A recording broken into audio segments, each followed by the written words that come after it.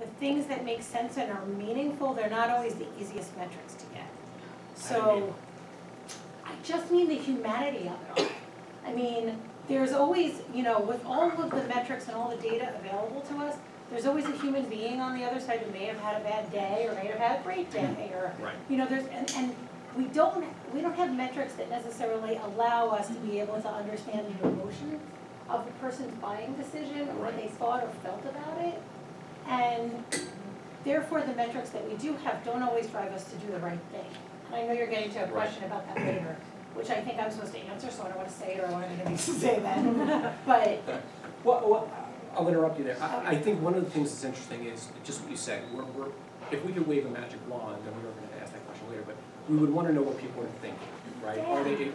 Did they not respond because they weren't interested in the offer, or did they not respond because they were having a bad day? Yeah, right. We don't know.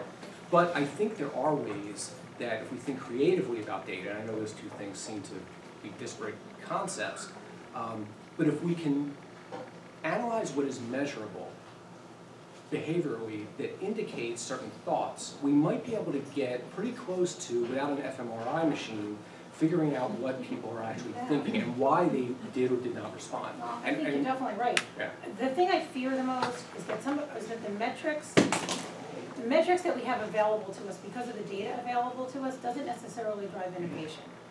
And that's the other thing that keeps me up at night. I think we should be trying things and failing and somehow be measured on our failure rate as a measure of success because we tried something new.